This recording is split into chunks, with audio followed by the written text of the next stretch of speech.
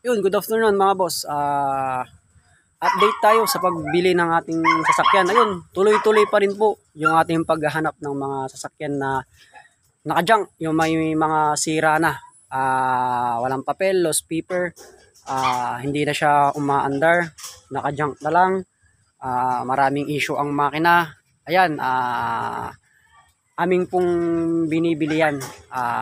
Pwede nyo po akong i-PM o kung meron man kayong kakilala na may mga sirang sasakyan dyan, kagaya ng kotse, van, truck, SUV.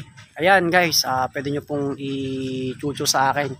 At kapag nakuha natin yan, matik yan, meron tayong finder's day o sa may mga sasakyan dyan na sira. May mga pinsan kayo sa mga malalayong lugar na alam nyo po na yung kanilang sasakyan matagal na nakatambak at nandun na lang at hindi na po napapakinabangan, inaamag na po yung kanilang mga upuan, sobrang dumi na, ilang taon na siyang nakatambak. Ayan, atin pong binibili yung mga ganong sasakyan.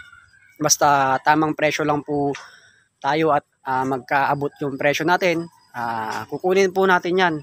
Any point of Pangasinan, pwede rin po tayo, kumukuha rin po tayo sa parting La Union, ayan, parting Tarlac.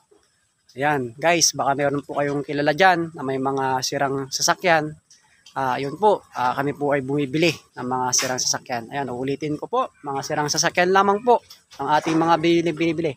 Binibili din naman po natin yung mga umaandar na, pero yung mga old model na talaga, yung may mga issue na rin ang kanilang makina. Pero kung hanggang maaari, yung mga naka-junk na lang kasi ang gagawin lang po namin dyan, for patch out na lang po.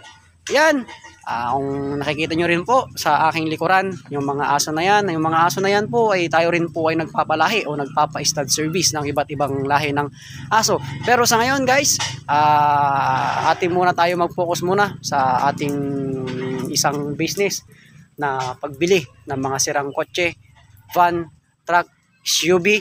Ayan, yung mga ganyan. Yun, hanggang dito na lang po yung aking video. Maraming salamat po. You know.